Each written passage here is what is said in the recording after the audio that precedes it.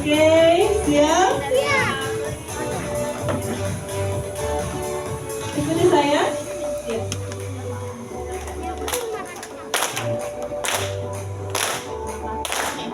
Semangat ya. Terus maju.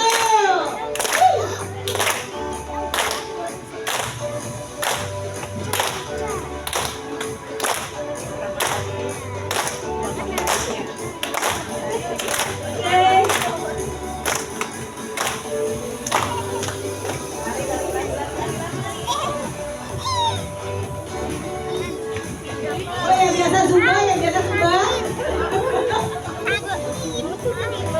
Keluarkan tonjokannya.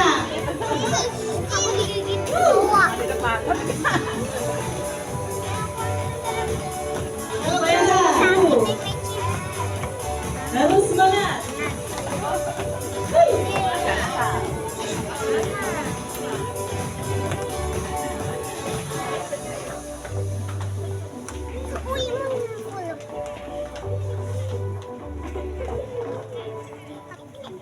Tepuk tangan.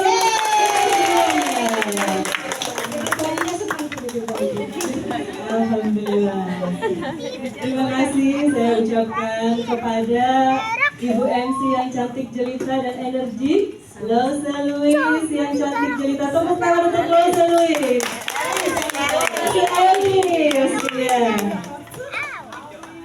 Terima kasih. Saya ucapkan selamat datang kepada Bapak dan Ibu semua yang hari ini sudah hadir di acara kami. Yang saya hormati Lose Jenny, Lose Susan, dan semua Lose yang hari ini sudah hadir luar biasa bersama kita.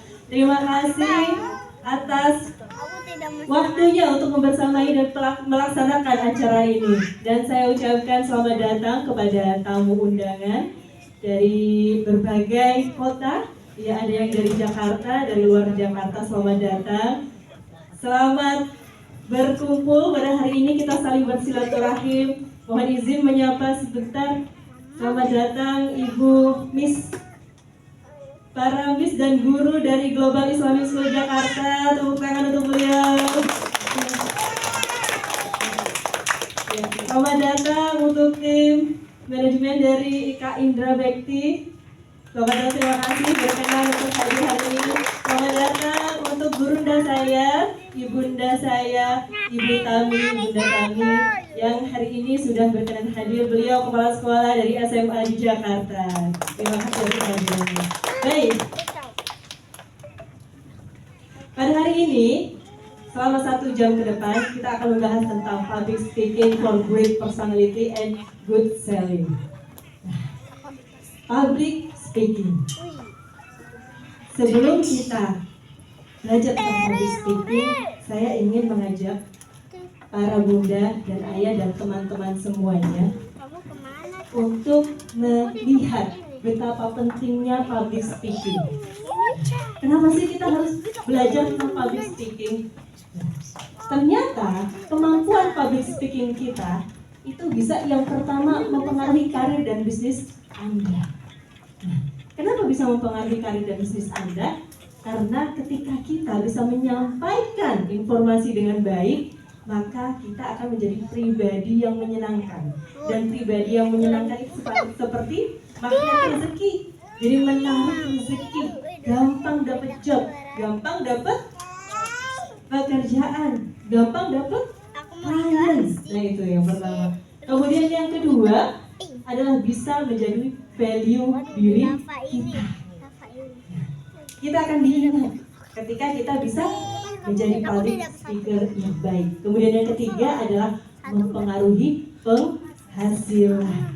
Nah, ini yang penting, penghasilan kita juga bertambah. Oke?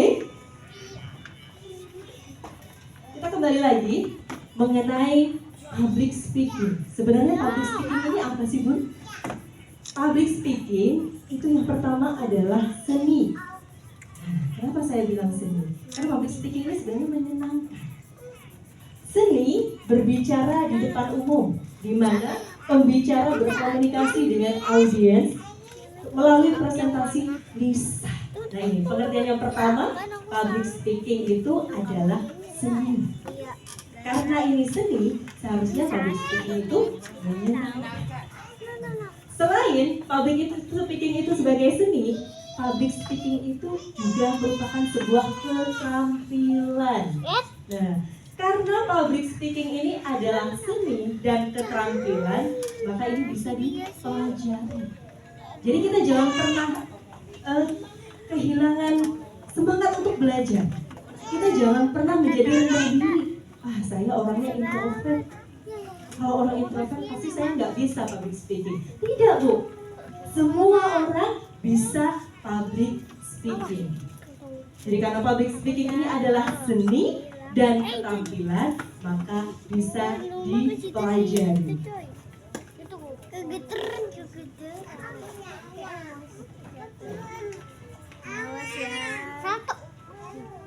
Ini tadi adalah tujuan public speaking. Apa sih tujuannya kita berpublic speaking ini? Nah, tujuan dari public speaking ini ada 4, Bu. Yang pertama adalah memberikan informasi. Dalam kita prospek ke klien, kita memberikan informasi. Informasi apa nih? Produk apa nih yang mau kita jual? Nah, kemudian setelah memberikan informasi, tentunya klien akan tertarik. Nah, nanti bagaimana cara membuat klien kita bisa tertarik dengan produk kita? Kita akan bahas di pembahasan yang ketiga. Jadi selama 1,5 jam ke depan, kita akan mempelajari 3 poin. Yang pertama, public speaking. Kemudian yang kedua adalah great personality. Dan yang ketiga adalah good selling. Nah, good selling ini nanti yang menjadi goal kita. Supaya apa? Supaya tadi penghasilan kita bertambah. Setuju, Ibu? Setuju. Saya pengen lihat semangatnya hari ini. Karena untuk menjemput rezeki, kita harus semangat. Kalau saya tanya, apa kabar ibu-ibu? Baik, luar biasa. Aku kaya. Siap, Bu? Siap. Ya. Apa kabar ibu-ibu? Baik, luar biasa. Aku kaya. Siap menjadi kaya? Siap. Siap menjadi kaya? Siap. Iya. Tepuk tangan untuk Bapak Ibu semuanya. Baik. Yang pertama, tujuan kita public speaking adalah memberikan informasi. Kemudian yang kedua adalah mengajak atau persuasi. Kita pengen mengajak apa nih? Bagaimana cara kita bisa mempengaruhi audiens supaya audiens itu mau dengan sukarela melakukan apa yang kita ajarkan. Nah, itu poinnya. Poinnya adalah kita bisa berhasil mengajak lawan bicara kita untuk dengan sukarela melakukan apa yang kita katakan. Kemudian selanjutnya menghibur. Nah, public speaking ini juga bisa menghibur. Kita menghibur teman-teman kita yang sedang dirundung duka. Kita menghibur anak-anak kita lewat public speaking. Dengan apa? Dengan storytelling misalnya. Nah, nanti bagaimana nih cara storytelling yang baik? Nah, kita akan kupas bersama selama 1,5 jam ke depan. Kemudian yang keempat adalah memperingatkan. Nah, kita memperingatkan, oh ada bahaya di sini. Oh tidak boleh begini. Nah, itu. Jadi fungsinya, tujuan public speaking itu adalah yang pertama memberikan informasi, kemudian yang kedua adalah persuasi atau mengajak, kemudian yang ketiga adalah menghibur, dan yang keempat adalah memperingatkan. Saya ingin mengajak Bapak dan Ibu dan teman-teman semuanya untuk melihat fakta yang menenangkan ini. Dari The People Almanac Book of Life, suatu lembaga survei di Amerika pernah melakukan survei kepada 3.000 orang dengan pertanyaan yang sama. Pertanyaannya adalah, apa yang paling menakutkan dalam hidup Anda? Kalau kita, Bu, ditanya, apa yang paling membuat Anda takut dalam hidup ini? Ternyata jawaban orang-orang di Amerika. Dari 3.000 orang ini, 21% menjawab berbicara di depan umum adalah hal yang menakutkan. Kenapa? Ketika kita berbicara di depan umum, kadang bisa terkena panic attack. Tiba-tiba yang kita tadinya sehat walafiat, ketika nama kita dipanggil maju ke depan, timbul masuk angin, mual, keringat dingin. Pernah Bu? Tiba-tiba pengen ke belakang, betul? Tiba-tiba mules. Kemudian tiba-tiba kita serasa kayak jantung mau copot. Dikduknya itu biasanya nggak secepat ini, tapi kayak kita melebihi jatuh cinta. Nah ini yang dialami oleh 3.000 orang di Amerika, ternyata 21% takut public speaking. Padahal public speaking ini adalah seni, public speaking ini adalah keterampilan yang seharusnya bisa menyenangkan. Nah, bagaimana kita bisa melakukan public speaking yang menyenangkan? Kita bahas bersama. Ya. Jadi public speaking mastery, public speaking mastery ini terdiri dari 3B. Sebenarnya gampang Bu, 3B aja, nggak banyak-banyak, nggak harus 10, nggak harus 12, 3 aja. Nah, 3 itu apa saja Bu? Yang pertama adalah berani. Kita berani dulu. Apa sih yang kita takutkan? Kenapa sih kita harus takut? Kenapa? Kok kita takut kepada orang yang sesama manusia? Ya kita juga makan nasi sama. Kita juga melakukan kegiatan hidup yang sama. Nah, seharusnya tidak ada ketakutan dalam diri kita. Berani merubah mindset kita bahwa setiap orang itu sama kok, sama seperti kita. Nah, itu. Jadi tidak ada yang harus kita takutkan. Kemudian yang kedua, berurutan. Nah, jadi kuncinya bisa sukses dalam public speaking ini harus berurutan, sistematis. Jadi kita ngomong nggak ke utara, nggak ke selatan, lurus saja. Supaya apa Bu?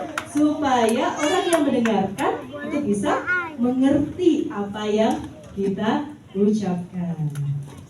Kemudian yang ketiga adalah bahasa tubuh, gestur. Bahasa tubuh kita ini ternyata sangat mempengaruhi berhasilnya proses public speaking kita. Itu tadi tentang public speaking mastery. Sebenarnya public speaking ini intinya sama saja Bu. Mau public speaking mastery, mau di buku apapun, intinya sama. Yang kita pelajari adalah 4 hal ini. Inti dari public speaking itu adalah 4 hal ini. Yang pertama adalah percaya diri. Yang kedua, teknik. Kemudian yang ketiga adalah gestur. Yang keempat adalah komunikasi. Nah, sebenarnya buku setebal apapun kalau diambil intisarinya adalah ini 4 hal ini. Percaya diri, kemudian teknik vokal, yang ketiga adalah gestur kita dan bahasa yang komunikasi. Poin yang pertama adalah percaya diri. Yang membuat kita bisa percaya diri itu apa Bu? Ternyata ada 2 hal. Ada 2 hal yang bisa bikin kita percaya diri, pede ketika kita berbicara di depan. Yang pertama adalah kesiapan materi. Misalkan kita mau menawarkan suatu produk, yang harus kita lakukan pertama kali adalah kita pelajari dulu produk apa yang akan kita sampaikan. Kalau kita nggak tahu produk kita, bagaimana kita bisa menyampaikan? Nanti saya jika ada waktunya, jika ada waktu yang lebih, ya Allah mohon izin, saya ingin mengajarkan satu teknik kita hypno selling. Nah, Nah, teman-teman mungkin kalau dengar kata hipnosis, hipnotis, ini sudah kita sudah seuzon duluan kalau katakan hipnosis. Wah, jangan-jangan ini saya mau hipnotis. Tetapi sebenarnya hipnosis itu adalah sains. Bagaimana kita bisa mempengaruhi alam bawah sadar seseorang untuk bisa rela dan ikhlas melakukan apa yang kita minta. Bagaimana? Hipnosis ini adalah sains. Kita bicara bukan dengan fisiknya saja, tetapi dengan alam bawah sadarnya juga. Bagaimana menciptakan seseorang itu bisa yes set condition. Apa yang kita katakan? Oh yes. Apa yang kita inginkan? Oh yes. Beli produk kami ya Pak? Oh yes. Bagaimana caranya? Nanti kita kupas bersama. Percaya diri. Yang pertama tadi apa Bu? Percaya diri. Caranya adalah kuasai materi. Nah, kemudian yang kedua adalah berlatih. Karena apa? Public speaking ini adalah keterampilan. Kalau yang namanya keterampilan, semua orang pasti bisa expert. Asalkan satu, berlatih. Jadi tidak ada orang yang terlahir di dunia ini sudah langsung bisa ngomong. Kita semuanya berawal dari titik yang sama. Kita semuanya berawal dari titik nol. Saat kita dilahirkan, kita nggak bisa apa-apa. Bener Bu? Saat kita dilahirkan, kita belum bisa ngomong, bicara, belum bisa berjalan. Dengan berjalannya waktu, kita terus berlatih. Berlatih lagi, berlatih terus dan terus berlatih. Jatuh, bangkit lagi. Jatuh, berjalan lagi. Akhirnya apa? Akhirnya kita bisa menguasai satu keterampilan. Keterampilan apapun. Seorang bayi tidak langsung bisa berjalan. Bayi harus jatuh minimal 70 kali dulu baru bisa berjalan. Jadi kuncinya adalah berlatih. Berlatih lagi, berlatih terus dan terus berlatih. Nanti mohon izin di kelas ini kita banyak latihan gitu ya. Nanti mohon izin bunda-bunda yang berkenan nanti boleh maju ke depan, kita latihan bersama nih. Bagaimana kita teknik vokal, kemudian bagaimana itu yang namanya gestur, bagaimana kita bisa menghipnosis lawan bicara kita. Dengan apa? Dengan gestur. Kemudian yang kedua adalah teknik vokal. Teknik vokal ini apa saja Bu? Poinnya. Teknik vokal ini menarik Bu. Mohon izin nanti bunda-bunda berkenan ya maju ke depan untuk berpraktek. Bagaimana sih supaya suara kita ini gak ngebosenin? Bagaimana sih supaya kita itu bisa punya suara yang bulat? Kuncinya yang pertama adalah di latihan pernafasan. Nah, kita semuanya berlatih ya Bu ya, latihan pernafasan. Latihan pernafasan yang pertama saya ingin ajak bunda-bunda, ayahanda dan teman-teman semuanya untuk latihan pernafasan. Kita perkenalkan nih, ada 3 jenis latihan pernafasan. Yang pertama adalah pernafasan perut. Ada yang sudah pernah coba pernapasan perut. Kemudian yang kedua pernapasan hidung. Yang ketiga adalah pernapasan swallow. Nah, ini adalah 3 teknik pernapasan yang juga bisa kita gunakan untuk menghilangkan anxiety. Nah, ternyata nafas kita ini larinya bisa kemana-mana ya Bu ya. Bisa ke PD, bisa ke volume, bisa ke mengobati anxiety, menghilangkan overthinking, dan berdampak pada sehatnya jasmani kita. Nah, kita sering nih, setiap hari tuh kita bernapas. Benar ya Bu ya? Kecuali kalau kita lagi ngomong. Kalau kita lagi ngomong kita napas ya Bu? Nah, gimana supaya kita itu bisa ngomong panjang, presentasi panjang, tapi kita nggak ngap. Nah, ini ada caranya. kita pakai teknik pernapasan perut. Kita latihan dulu nih Bu ya. Teknik pernapasan perut. Jadi caranya adalah boleh ayah dan bunda taruh tangan satu di dada, ya, kemudian yang satu lagi di perut. Kemudian kita ambil nafas sedalam-dalamnya, ya. Sedalam-dalamnya kita hirup nafas. Kemudian tahan dan biarkan nafas itu memenuhi rongga dada kita. Kadang-kadang kita tuh kalau nafas suka boros, benar nggak Bu? Nafasnya nggak dinikmati, nafasnya buru-buru. Jadi tekniknya adalah kita tarik nafas, kemudian tahan nafas itu di dada, rasakan udara itu memenuhi rongga dada kita. Tahan kira-kira 3 detik. Kemudian lepaskan, hembuskan, tetapi hembuskan jangan lewat hidung, hembuskan lewat mulut. Siap ya Bu? Siap, baik. Kita coba, pertama tarik nafas, kemudian tahan dan hembuskan. Oh ini bukan ini. Gimana Bu rasanya? Rasanya beda?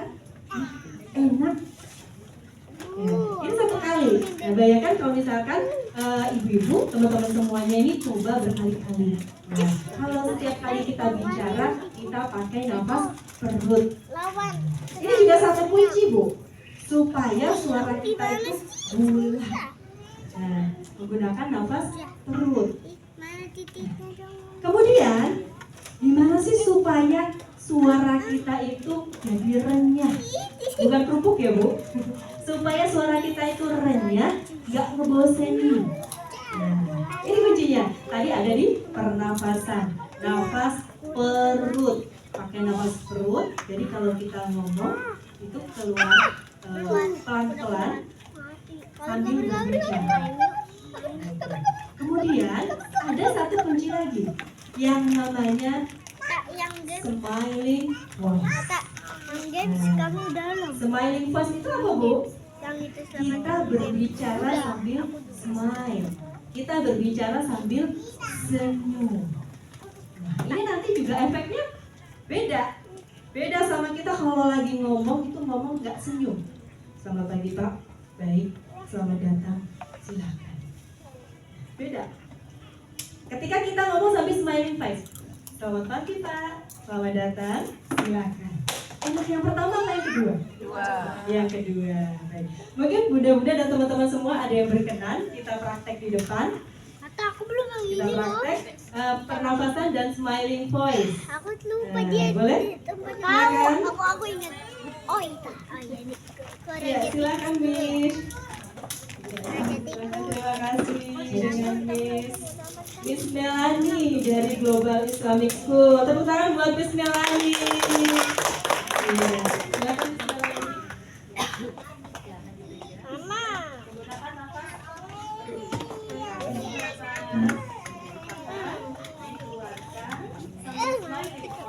kemudian sambil bilang Assalamualaikum warahmatullahi wabarakatuh. Ya. Assalamualaikum warahmatullahi wabarakatuh. Tepuk tangan untuk Miss Melani. Ya. Mungkin ada lagi Bu yang ingin mencoba? Silakan. Ini asik Bu. Iya, Bapak-bapak. Ya, silakan Bapak mencoba. Oh. Ditodong nih Pak. Pak, nggak apa-apa. Masih banyak Iya. termasuk minoritas nggak apa-apa Pak. Boleh Pak, di belakang juga boleh. Iya. Iya.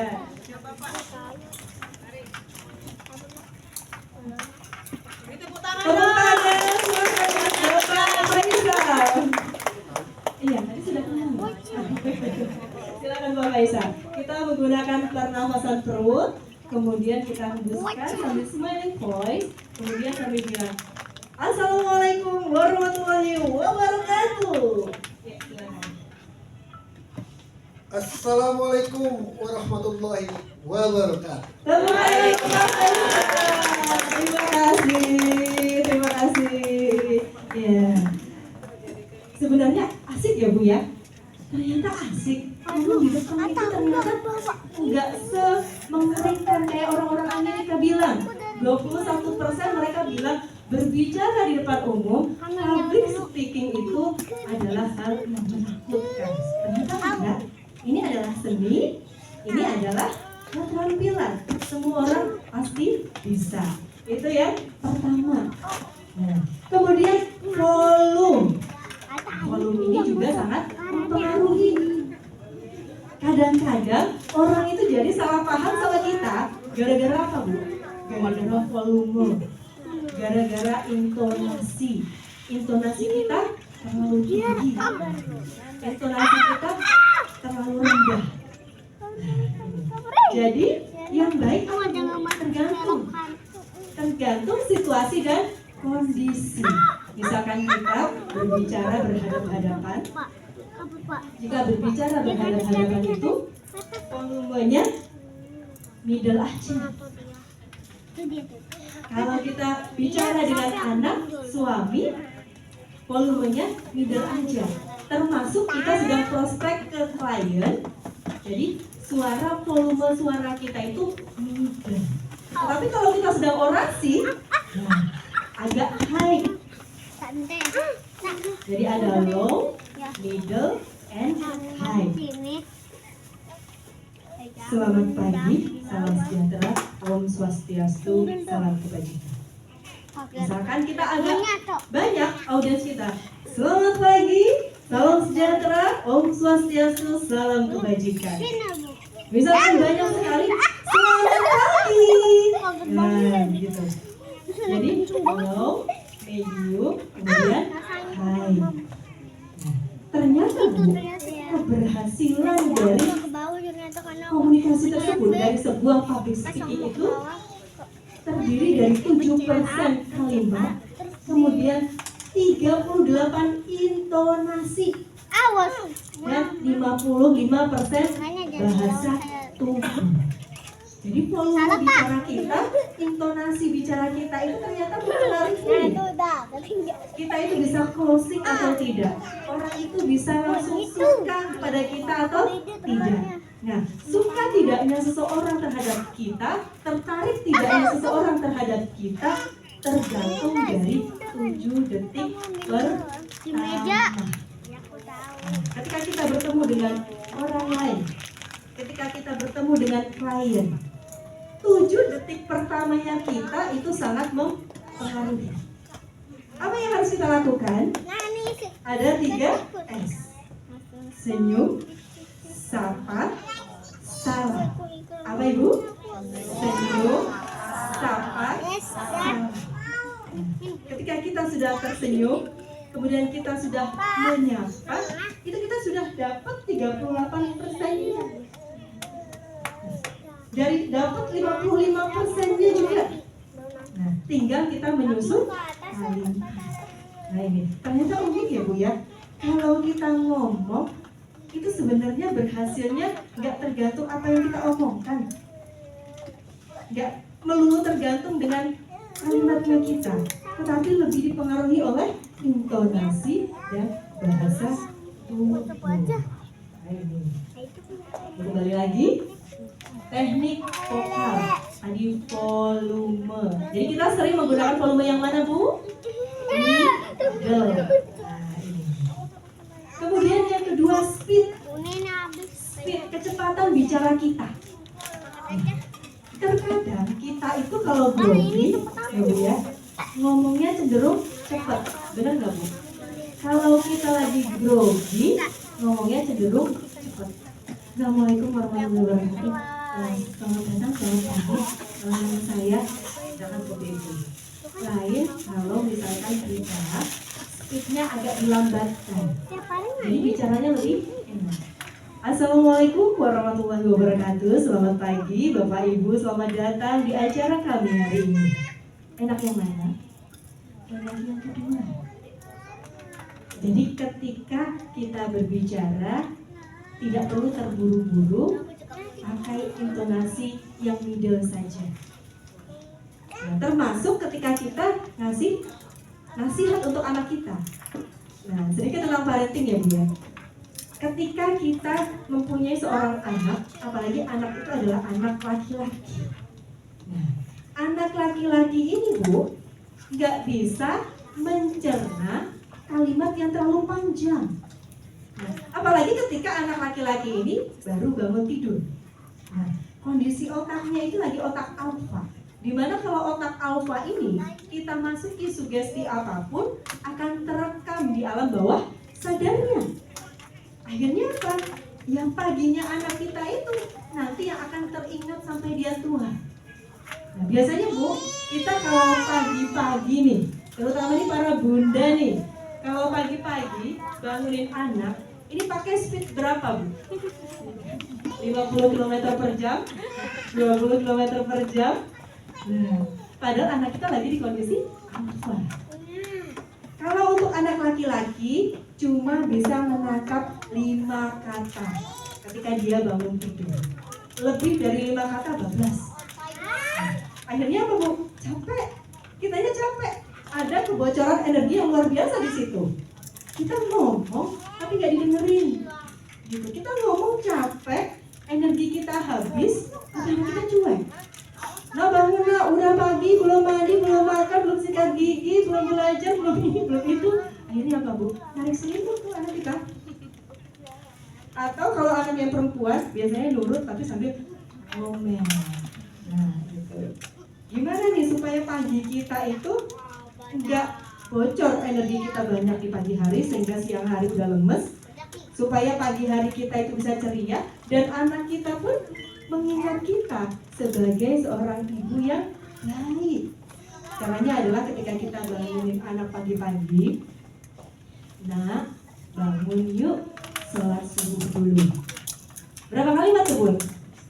Nak bangun yuk sholat subuh dulu. Kan 5. Ngomongnya gimana Bu? Gak usah pakai volume yang high, pakainya yang middle aja. Sambil dideketin di telinga. Jangan lupa telinga kanan. Nah, kenapa telinga kanan? Karena ini adalah dekat sekali dengan alam bawah sadarnya, dengan otak sadarnya, dekat dengan lindik kanannya. Nah, bangun yuk sholat subuh. Iya. Efeknya berbeda. Kalau kita ngomong terlalu cepat, efeknya juga berbeda. Begitupun ketika kita melakukan presentasi kepada klien. Kalau kita ngomongnya dengan speed yang tinggi, dengan speed yang cepat, biasanya gagal. 7 menit pertama sudah gagal. Sebaik apapun produk kita, sebagus apapun produk kita, pembeli itu nggak akan tertarik kalau pembeli itu merasa produk kita ini tidak mempunyai value untuk dirinya, tidak bermanfaat untuk dirinya. Cobain deh. Nah itu. Kamu udah pernah? Jadi sebaik apapun produk kita, orang itu langsung reject ketika orang itu tuh nggak menerima pesan-pesannya kita, nggak menerima, nggak menangkap apa yang kita sampaikan. Akhirnya ujung-ujungnya apa Bu? Nggak closing. Nah nanti gimana tuh sebenarnya closing? Kita akan bahas di pembahasan yang ketiga. Nah tadi tentang speed. Jadi speed kita pakai speed yang mana Bu? Speed yang middle. Nah, kemudian artikulasi. Artikulasi ini apa Bu? Artikulasi ini kita ngomongnya dengan jelas. Kalau A bunyinya A. Kalau I bunyinya I. E O. A I U E O. Kadang kita itu kalau lagi malu-malu, lagi grogi, kita ngomongnya bisa I semua.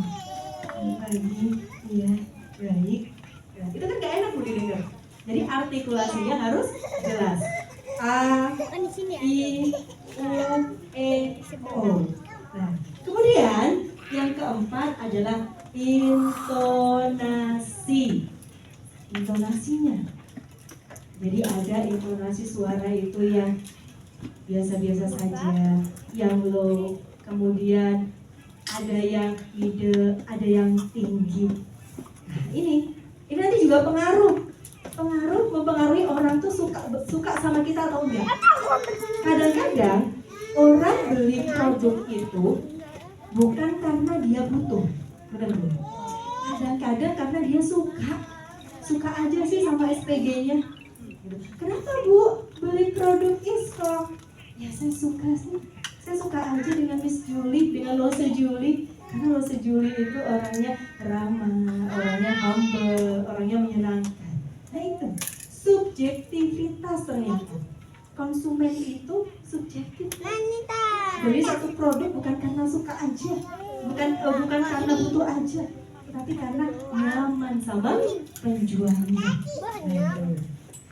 Jadi ini adalah 4 teknik vokal. Intonasi. Intonasi itu ada 3 Bu. Ada yang datar, kemudian tinggi. Apa Bu? Datar, tinggi. Ya, kita sama-sama ya Bu ya. Datar, tinggi. Ya. Kemudian datar, tinggi, tinggi. Apa Bu? Datar, tinggi, tinggi. Nah ini. Kemudian ada yang datar, rendah. Datar, rendah. Nah, gimana Bu penempatannya? Kalau kalimat tanya, apa yang bisa saya bantu? Itu bagaimana Bu? Datar, tinggi. Selamat pagi Bu. Ada yang bisa saya bantu? Nah, agak naik. Kalau kita agak naik, karena untuk menekankan. Apa sih yang bisa saya lakukan? Nah itu. Kemudian, selamat pagi. Itu apa Bu? Datar, datar. Nah, kita jangan salah penempatan. Kalau kita ucapkan datar, tinggi, maknanya lain. Kalau kita ucapkan datar dan datar tadi ya Bu ya. Selamat pagi, itu menyapa. Kalau kita ucapkan datar dan tinggi, selamat pagi, itu apa Bu? Meledek kadang-kadang. Jadi kadang-kadang orang sekali ketemu sama kita itu bisa salah paham gara-gara intonasi suara kita. Selamat pagi, ada yang bisa saya bantu? Nah itu, poin yang pertama dapat datar-datar, kemudian poin yang kedua datar tinggi. Kalau tinggi-tinggi gimana Bu? Ngapain sih? Gitu aja nggak bisa. Nah, itu tinggi. Kalau kita bicarakan seperti itu dengan lawan bicara kita, yang ada apa Bu? Yang ada adalah kesan negatif. Jadi kita harus menempatkan nih satu kata-kata itu sesuai dengan intonasi maksud yang mau kita sampaikan. Bukan itu sip. Nah ini tadi keberhasilan komunikasi itu terdiri dari apa Bu? 7% kalimat, kemudian 38% intonasi yang tadi ya Bu ya, datar-datar, datar tinggi, ya datar tinggi, kemudian tinggi-tinggi. Nah, yang kita hindari dalam sales, dalam marketing itu menggunakan datar tinggi. Menggunakan tinggi, poin yang ketiga. Kalau kita menggunakan tinggi, ya, bisa jadi kita gagal di presentasi pertama. Nah, kemudian yang 55 itu gestur, bahasa tubuh kita. Jadi seseorang bisa menilai kepribadian kita itu dari gestur, dari cara ngomongnya kita, gitu ya Bu ya. Cara berjalannya kita, cara pegang mic. Nah, ini juga penting Bu, cara pegang mic. Gimana sih cara pegang mic yang baik? Kalau kita sedang dalam presentasi, jadi cara pegang mic itu begini Bu. Jadi jangan sampai mic kita itu menutupi mulut, menutupi wajah. Kalau kita sedang bernyanyi begini. Kalau kita sedang bernyanyi begini. Kalau kita sedang berbicara, sedang presentasi begini. Usahakan nggak terlalu nempel, nanti lipstik kita habis. Lipstik kita nempel di sini. Usahakan ada jarak 3 jari atau 4 jari. Nah itu.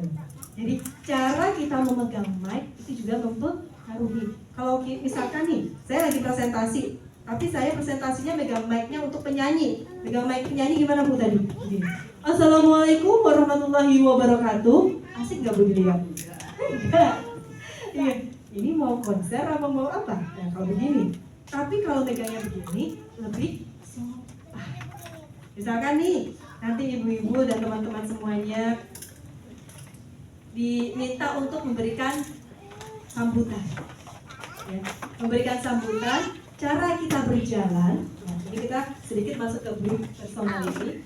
Cara kita berjalan yang berwibawa, berjalannya tegak. Berjalan tegak, kemudian tahan perut. Nah, ini. Saya juga ada masalah nih Bu di perut. Tapi kita tahan di perut kita. Tahan perut, kemudian kita jalan. Jalannya dengan tegak. Tegak, tegak, tegak, tegak.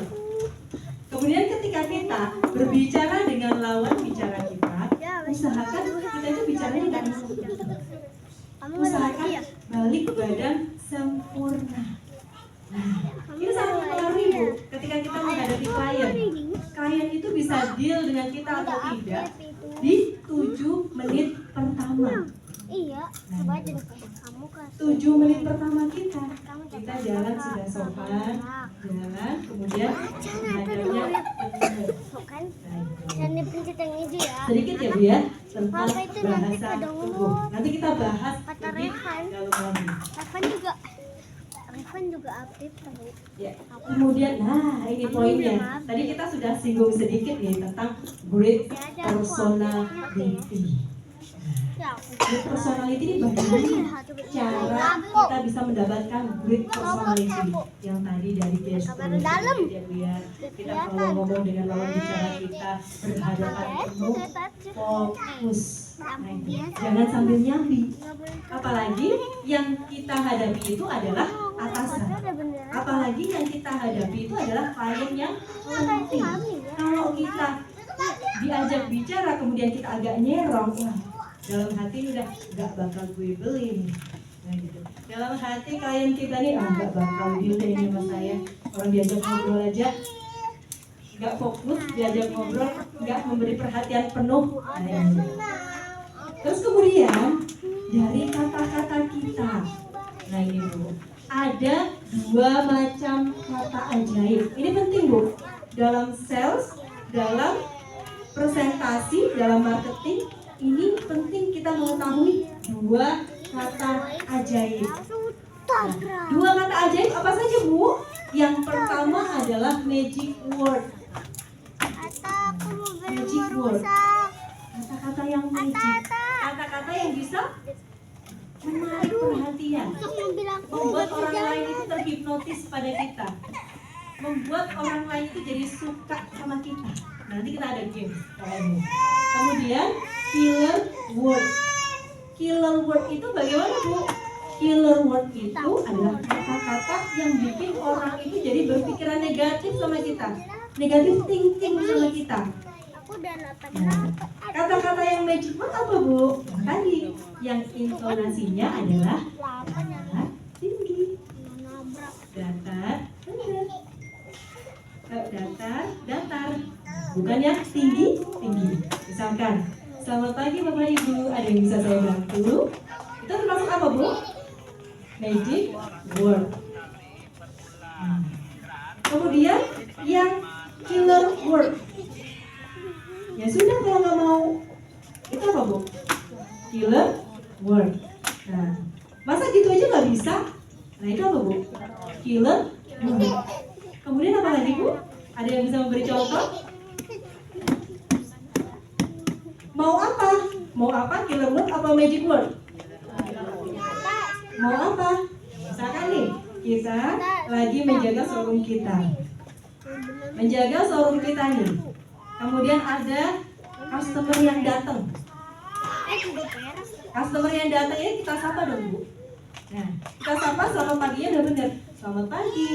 Mau apa Pak? Killer word apa magic word? Killer word. Nah, karena apa Bu? Mau apa? Ada orang yang lagi sensitif, kita tanya mau apa Bu? Mau apa? Mau beli mobil lah, misalkan begitu ya. Jadi kadang ada orang yang sensi. Jadi kalau kita agak menyinggung sedikit, langsung marah.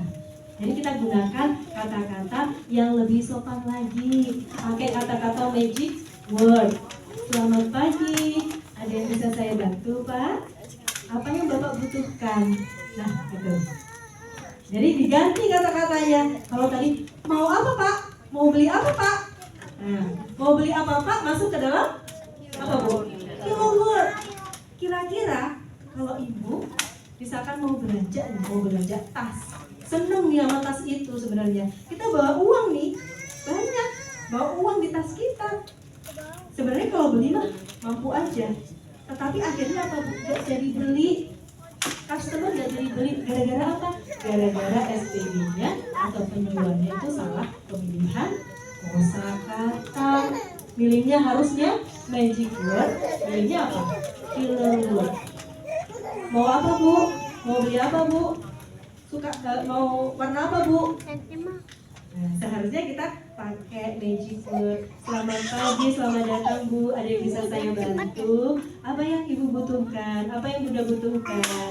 Bunda suka warna apa saja? Nanti saya pilihkan. Kira-kira Bu, orang yang gak mau beli, akhirnya apa Bu? Akhirnya mampir. Ya deh mampir. Kayaknya Mbak ini baik deh. Aku nyaman deh sama Mbak ini. Akhirnya apa Bu? Dari rasa suka, hati-hati. Rasa suka itu juga trans. Bisa kehipnotis sama omongan kita. Nah, itu keberhasilan dari marketing itu ternyata ada di 7 detik pertama, kemudian ada di pemilihan kata-katanya.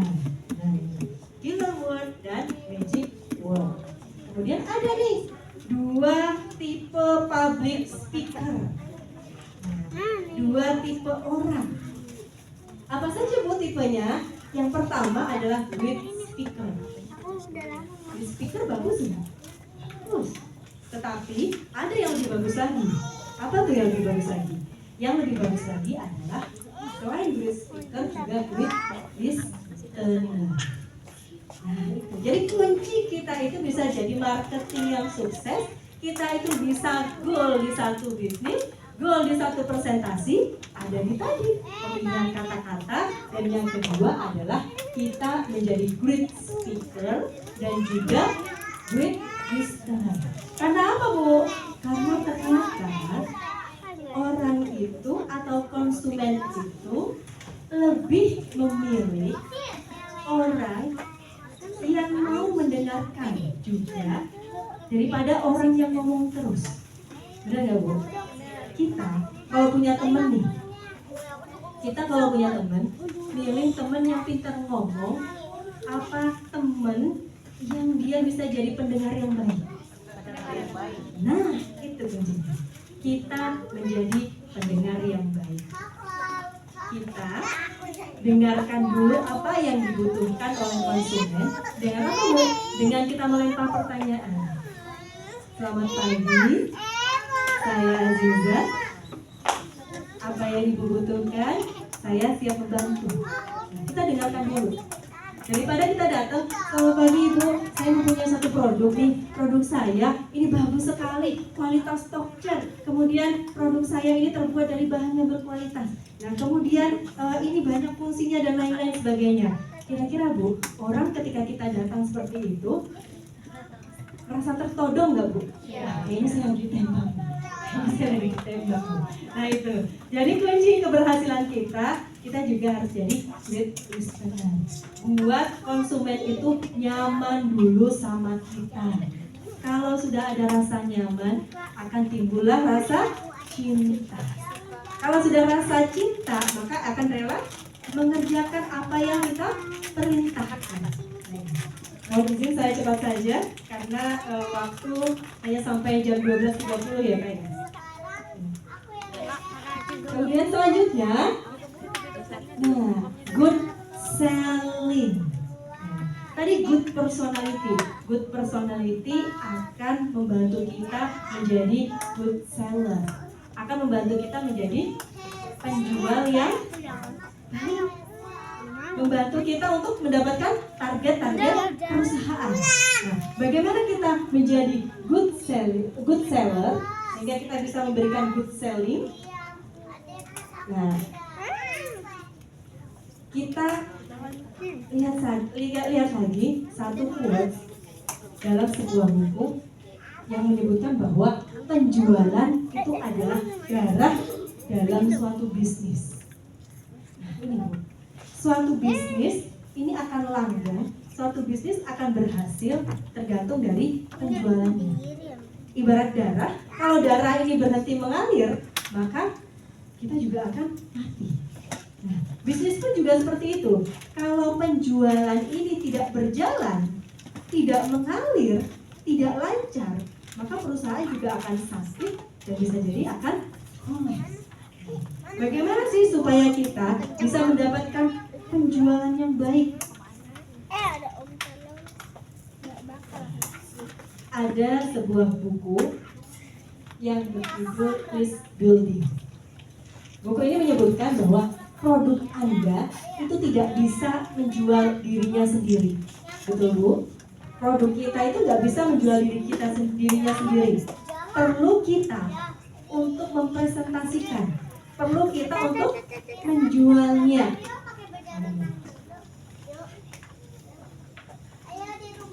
Jadi bagaimana supaya kita bisa menjualnya? Yang tadi kita pakai great personality kita dengan pemilihan kata yang baik, kemudian dengan gestur yang baik. Nah, gestur sangat populer. Ngaruhi berapa Bu tadi pengaruhnya? 58%. Ini ada satu kutipan dari Albert Einstein.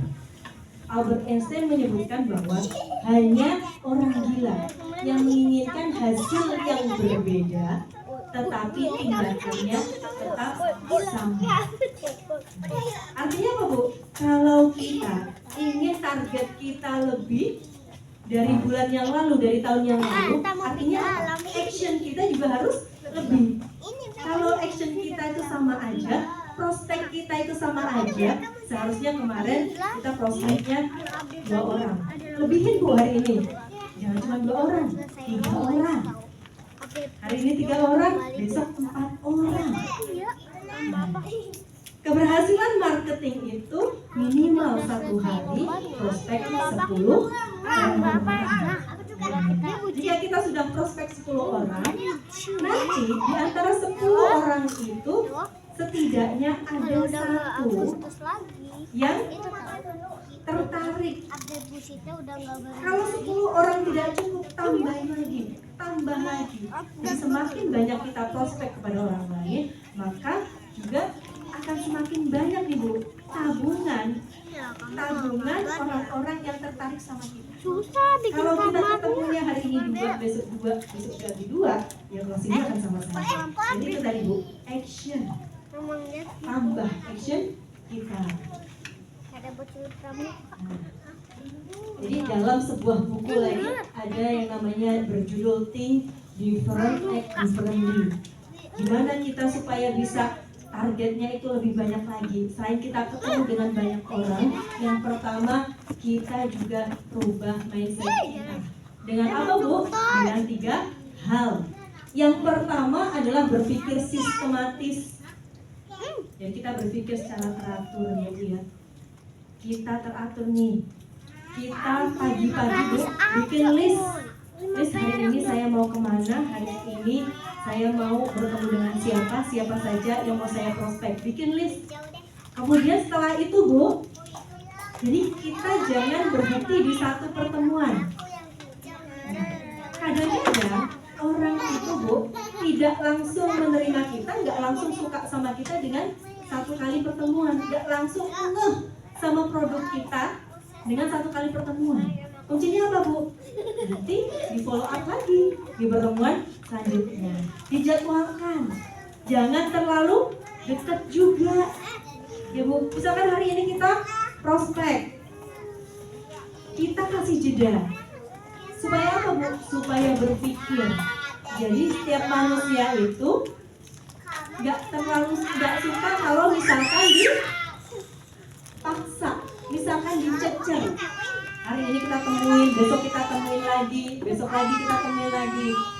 itu, kasih jeda. Sekarang kita bertemu, kemudian besok dikasih jeda lagi, 1 minggu kah, 2 minggu kah. Setelah itu kita follow up kembali.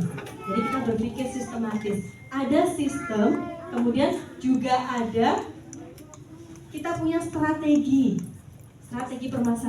pemasaran kita. Nah itu, berpikir sistematis. Jadi sesuatu itu akan lebih gampang dicapai kalau ada sistemnya. Kalau kita hanya tabrak lari, kita hanya asal-asalan saja, itu akan lebih sulit kita untuk mendapatkan goal kita. Kemudian yang kedua adalah berpikir kreatif. Nah, kita berpikir kreatif nih. Kalau orang tiba-tiba kita prospek, kita datang, biasanya tahu, oh saya mau tawarin produk ini. Nah, berpikir kreatif. Dengan apa?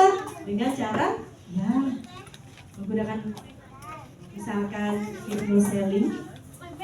Kita sebenarnya lagi jualan, tapi nggak ketahuan kita tuh lagi jualan. Dengan apa? Dengan kita hanya ngobrol santai. Nanti ada teknisnya.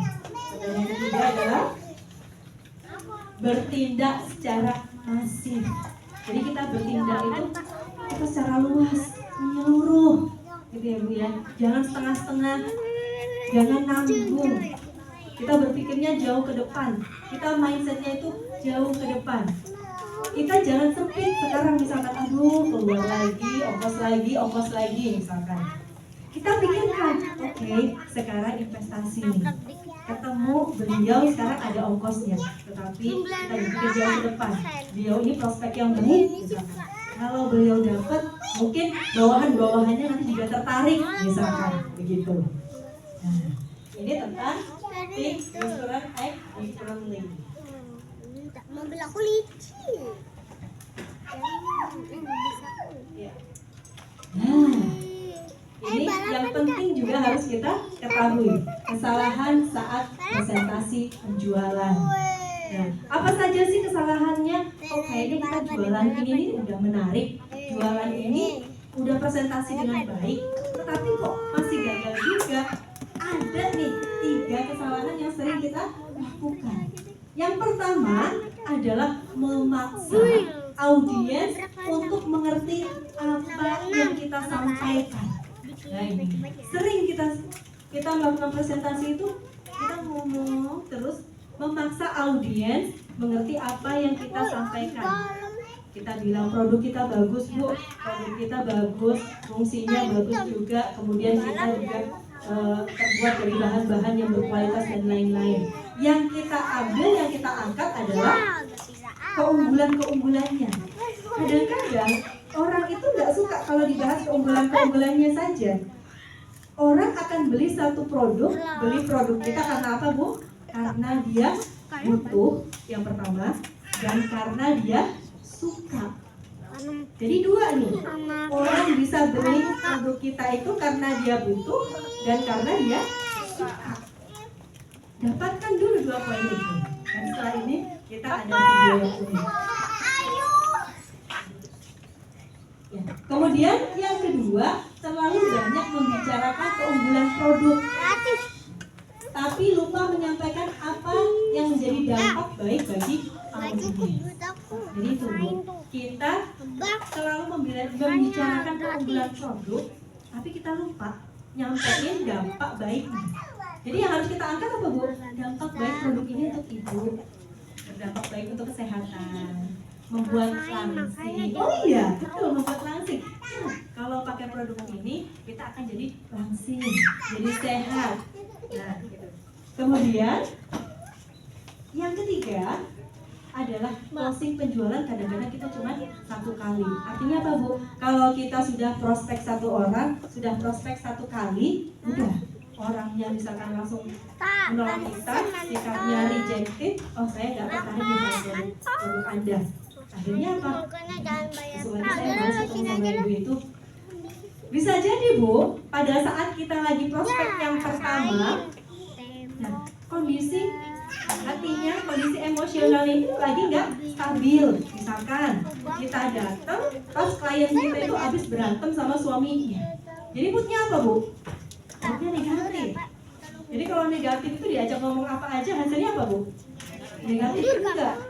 Nah, jadi bagaimana nih supaya kita bisa diterima? Jangan cuma datang sekali. Silaturahim itu kalau sekali nggak membekas di hati, betul Bu?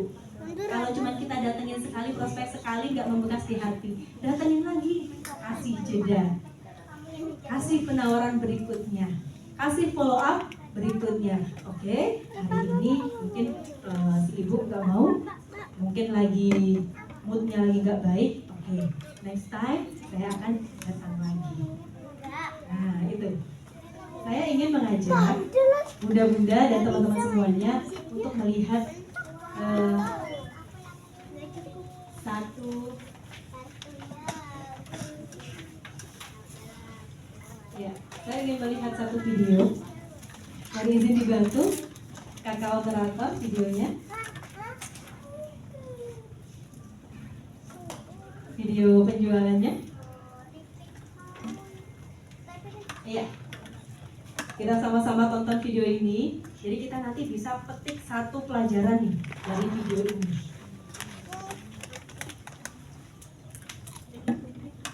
Ini siapa ya? Kok ganteng banget? Iya. Leonardo DiCaprio ternyata jualan 10 Tamannya enggak. Maksudnya udah.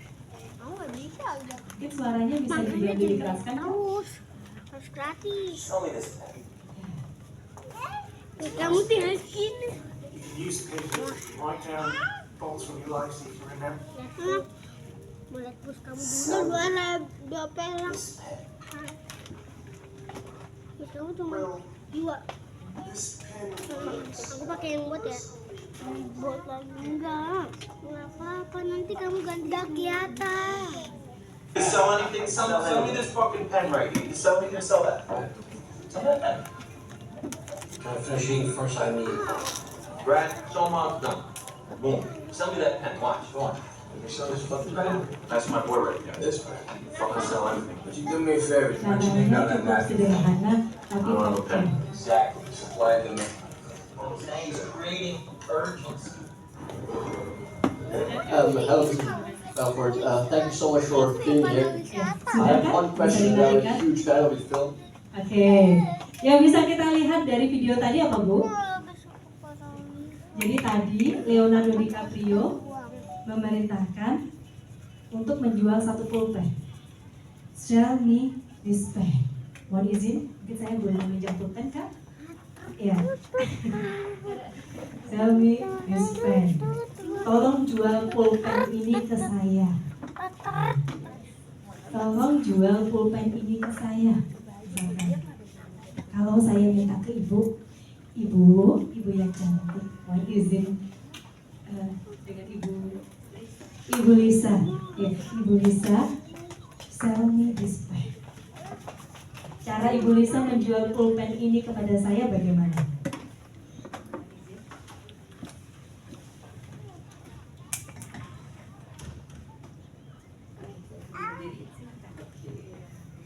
Boleh mungkin sambil presentasi, ini produk kita, ya, produk kita presentasikan di depan audiens. Bagaimana cara ibu menjual pulpen ini? Oke, Silakan. terima kasih atas kesempatannya untuk Ibu Aziza. Baik, ibu-ibu dan bapak-bapak, di tangan saya saat ini ada sebuah pulpen. Pulpen yang kami jual ini cukup berbeda. Karena apa? Dalam satu pulpen ini saya memiliki banyak tinta yang berwarna. Sehingga dalam satu pulpen ini saya memiliki fungsinya yang banyak untuk bisa digunakan. Seperti itu. Jadi kalau ibu dan bapak membeli produk ini, saya pastikan bapak dan ibu memiliki banyak keuntungannya. Iya. Seperti itu. Tepuk tangan. Terima kasih Bu Aziza. Terima kasih Bu. Mohon izin boleh pinjam lagi. Ya. Itu tadi teknik yang pertama ya Bu. Terima kasih. Kemudian teknik yang kedua. Nah, nanti yang kedua, Bunda, sahabat saya, Ibu, mohon izin saya minta bantuan untuk Xiaomi display. Oh yang lain, iya. Barangkali Bunda-Bunda. Oh iya, Lause kita, tepuk tangan untuk Lause kita. Lause kita, iya. Silakan Lause.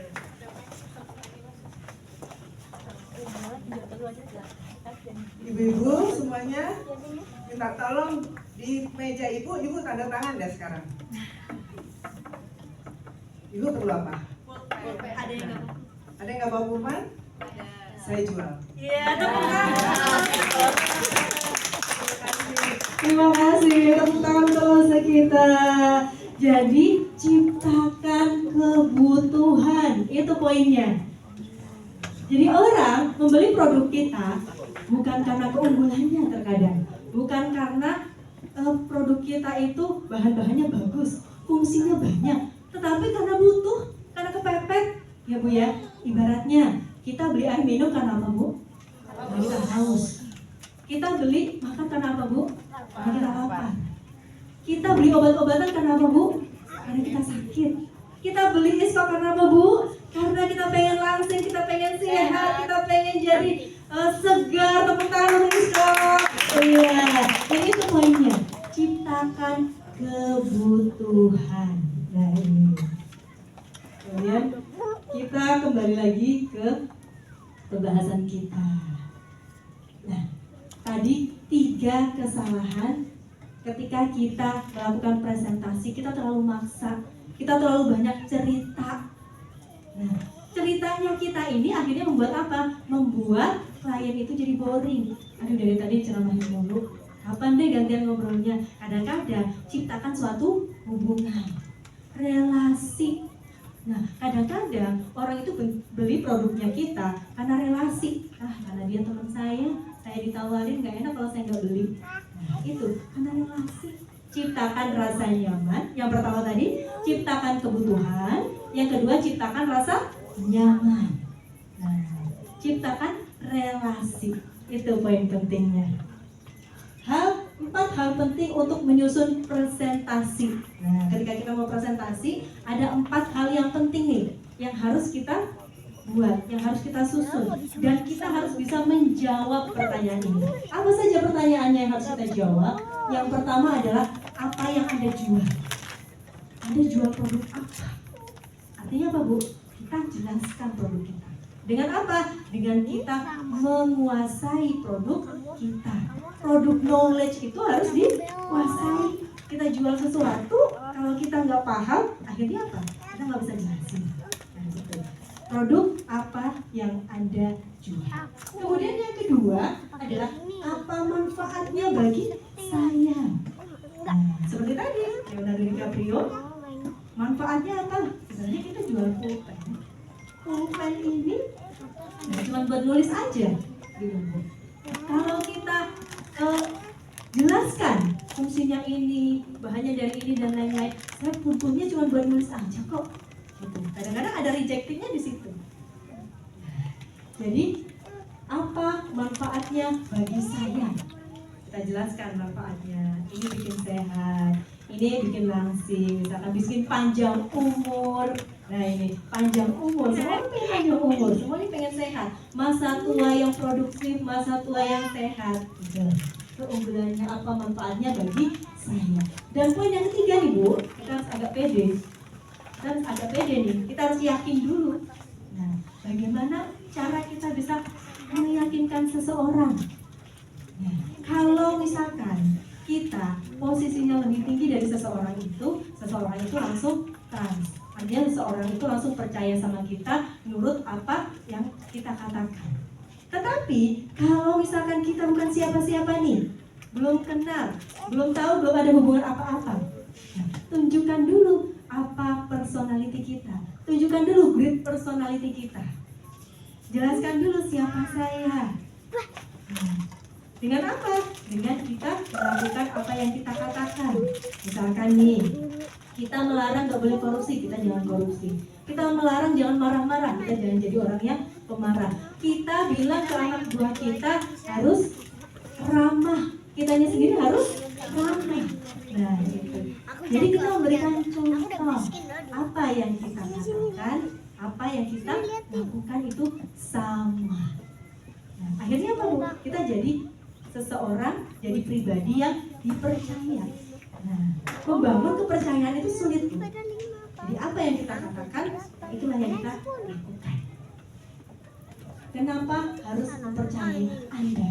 Karena saya bisa dipercaya. Misalkan seperti itu. Kemudian yang keempat, kenapa nih saya harus beli produk Anda itu sekarang? Kenapa nggak besok? Kenapa nggak lusa? Kenapa nggak tahun depan? Nah itu tadi, ciptakan kebutuhan. Kita jualan pulpen, orang nggak punya pulpen, saya jual kok. Solusinya, ibu nggak punya panci, saya jual panci. Ibu nggak punya apa, saya jual. Ibu lagi sakit, saya jual produk kesehatan. Maka seperti itu. Sebenarnya asik ya Bu ya, kalau kita sudah tahu clue-nya, sebenarnya asik. Prospek orang itu asik. Itu punya aku semuanya. Kemudian ini kita juga harus kenalan nih sama 3 jenis pembeli, 3 jenis konsumen. Konsumen itu ada macam-macam Bu. Ada yang nyenengin, ada yang nyebelin, ada yang gampang closing, ada yang banyak drama. Kemudian kita tawarin, sekarang kita beli, aduh saya lagi banyak cicilan, aduh lagi uang bulanan, aduh anak-anak lagi sekolah dan lain-lain. Ada yang seperti itu. Nah kita kenalan nih sama 3 jenis pembeli. Siapa aja sih 3 jenis pembeli itu? Yang pertama itu pembeli yang asertif. Pembeli yang gimana sih Bu ini Bu? Kadang-kadang ini paling susah nih. Kalau kita ketemu sama orang yang seperti ini, karena dia tuh punya prinsip gitu ya Bu ya. Punya prinsip, kalau saya nggak suka, ya saya nggak suka. Kalau saya nggak mau, ya nggak mau. Kalau saya ngomong A, ya harus A. Kalau saya ngomong B, ya harus B. Gitu ya sama. Memang kalau orang yang seperti ini. Tapi bisa Bu, kita ambil dulu hatinya. Kalau menghadapi pembelian seperti ini, bikin nyaman dulu. Jangan langsung presentasi mental. Kita ketemu sama orang yang asertif, kita langsung presentasi. Alhasil apa Bu? Alhasil kita capek. Banyak kebocoran energi di situ. Akhirnya apa Bu? Kita capek, kita down. Terus kemudian apa Bu? Ada imbas buruk ke mental kita. Akhirnya apa Bu? Bikin kita nggak semangat. Udah, nggak mau lagi deh.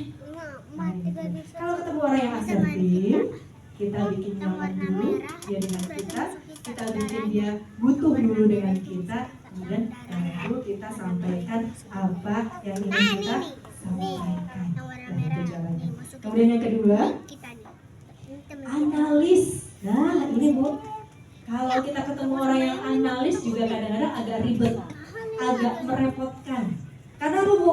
Orang analis ini banyak nanya, benar nggak Bu? Banyak nanya. Produknya apaan sih? Produknya itu dari mana? Perusahaan apa? Terus kemudian harganya berapa? Bisa ditawar nggak? Dan lain-lain. Analis. Nah ini, ketemu orang yang analis ini Bu, kita juga harus main cantik. Kita harus main cantik. Kita tadi kuasai 4 pertanyaan yang wajib kita bisa jawab. Nah biasanya, apa sih produk kamu yang kamu jual? Apa sih produk Anda yang Anda jual? Oh saya jual ini, produknya seperti ini. Kemudian, apa sih benefitnya buat saya? Pasti ditanyain Bu sama orang yang analis. Orang analis ini pokoknya seneng banget tanya. Kadang-kadang yang nggak terjadi juga ditanyain Bu. Nanti misalkan nih, kalau saya udah pakai produk Anda, terus udah gitu saya nggak langsung, misalkan saya nggak sehat dan lain-lain, bisa nggak nanti ditukar tambah? Aduh, ditukar tambah ya Bu ya. Iya, capek kali ditukar tambah. Ini orang analis nih Bu. Memang kadang merepotkan, tapi perlu sabar. Karena setiap orang itu punya sisi mata uang. Jadi setiap individu, setiap personal itu punya sisi mata uang. Ada sisi baik, ada sisi buruknya. Jadi maksimalkan potensi sisi baiknya. Kalau kita bertemu seseorang, kita jangan apatis dulu. Kita jangan langsung underestimate dulu. Kita jangan langsung seuzon dulu gitu sama orang. Pasti dia punya sisi baik. Nah, sisi baiknya ini yang harus terus kita gali. Lewat apa Bu? Lewat bangun relasi. Nah, kita turunkan dulu ego kita ke bawah nih. Oh, kayaknya nasabah saya kayaknya klien saya orangnya asertif nih. Yang pertama ini, ambil dulu hatinya. Kayaknya analis nih.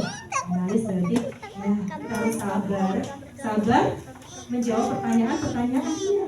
Nah, kalau pertanyaan dari orang yang analis ini kita jawab terus, artinya apa, Bu? Artinya ya berarti kita adalah orang yang tepat untuk dipilih. Nah, kemudian yang ketiga, negosiator. Nah ini ya Bu ya, ini gak kalah nyebelinya juga Bu. Kita ketemu sama klien yang negosiator, apa-apa dinegoin. Padahal orangnya kaya, punya uang banyak, mobil mah banyak, tas bermerek Hermes. Tetapi kalau beli, misalkan di pasar ya Bu ya, beli buah-buahan itu ditawar. Nah ini memang sudah bawaan personalitinya itu seorang negosiator. Nah kalau menghadapi orang negosiator ini bagaimana Bu? Harus kuncinya sabar. Sama 3S. Apa Bu 3S?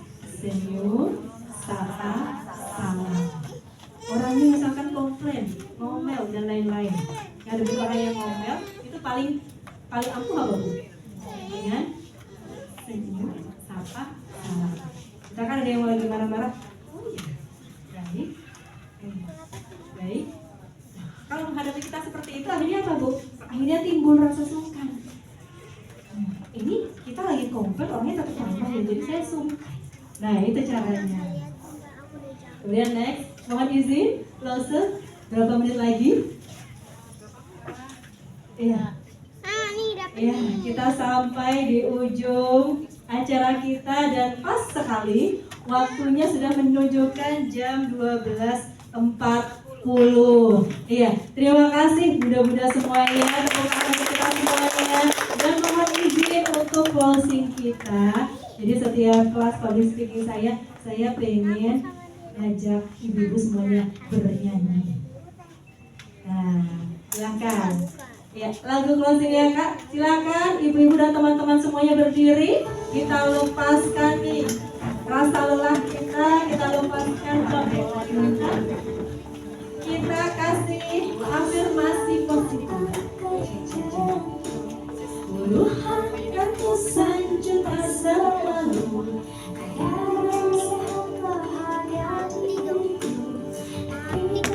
rasa syukur. Boleh sambil gerak? Supaya jadi afirmasi positif.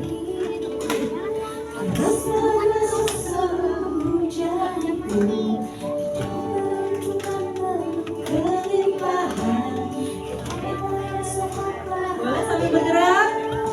Yo, sama-sama. Hidupku ini mudah, hidupku ini indah. Semuanya ku butuhkan selalu ada. Amin. Kami kelas lagi. Semakin sehat jiwaku, semakin kuat.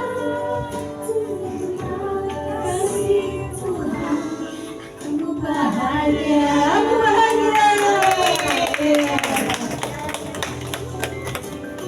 Boleh sambil goyang Ibu. Afirmasi positif, apa yang Anda ucapkan itulah yang akan terjadi. Apa yang Anda ucapkan itulah yang akan menjadi magnet rezeki dalam diri kita. Kau ucapkan afirmasi positif untuk hidup kita. Sekali lagi, angkat tangan kita. Ini indah, semua yang ku butuhkan selalu ada.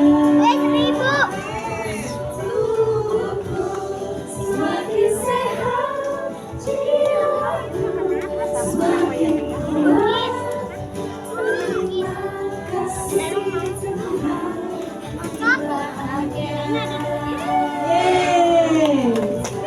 Terima kasih Tuhan, bahagia. Senantiasa berkelimpahan dan kita senantiasa bahagia. Tadi doa yang juga untuk kita. Satu lagi. Ayo kita lebih lanjut lagi. Boleh sambil joget. Gak apa-apa. Ya.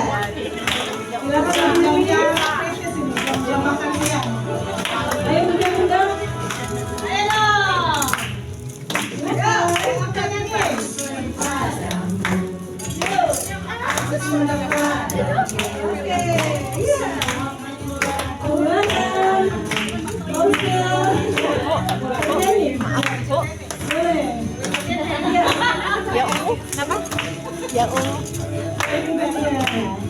Iya.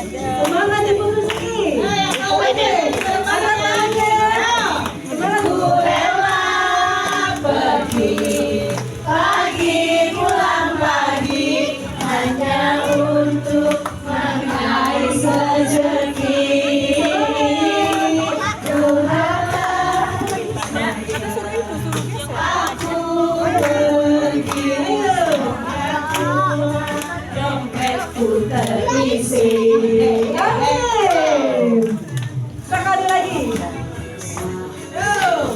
Ada yang mau saya nyanyi yuk. Rosa dari Sukabumi.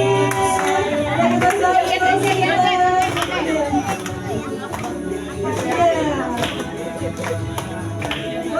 Rosa.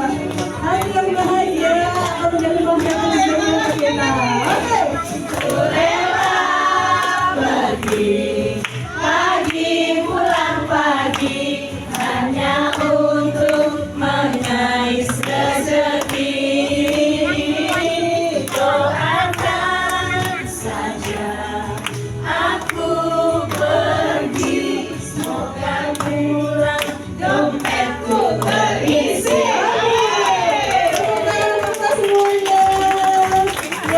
Terima kasih atas waktunya, terima kasih atas kedatangannya. Senang sekali saya Aziza. Mohon izin undur diri. Insya Allah kita jumpa kembali. Tetap sehat semuanya. Tetap semangat semuanya di seluruh negeri. Assalamualaikum warahmatullahi wabarakatuh.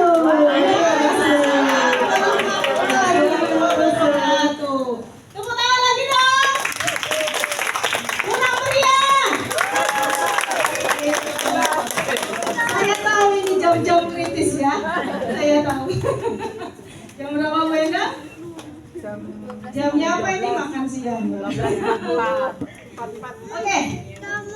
Terima kasih Ibu Hajizah yang terhormat, tersayang, dan mulai sayang. Jadi kalau bisa saya petik, memang public speaking itu gampang-gampang susah gitu ya. Karena itu tadi ada namanya keterampilan. Jadi kita harus membuat audiens itu tidak bosan gitu ya. Terampil dalam arti kita harus punya ide-ide apa nih yang biar audiens tidak ngantuk. Nah gitu, tidak bosan apalagi menjelang jam-jam makan siang. Itu yang mungkin bisa dibilang jam terbang juga kali ya Bu Aziza ya.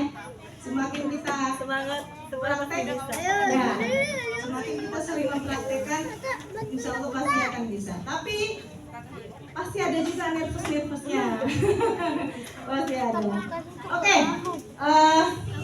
teman-teman, Bapak Ibu yang terhormat, sambil kita menuju acara berikutnya, di depan ibu-ibu dan bapak-bapak sudah ada makan siang. Kita tidak ada break, jadi kita berlanjut sambil anda semua istirahat makan sholat boleh, silakan. Jadi yang sudah ada di meja boleh dinikmatin sambil acaranya kita lanjutkan. Boleh? Boleh ya? Boleh apa enggak nih? Biar ada interaksi. Oke, tadi setelah kita menyaksikan dan mendapatkan ilmu dari Bu Aziza, giliran kami untuk menyampaikan tentang produk kesehatan apa yang tadi perlu disampaikan selama Ibu Aziza ya. Mungkin saya boleh tanya dulu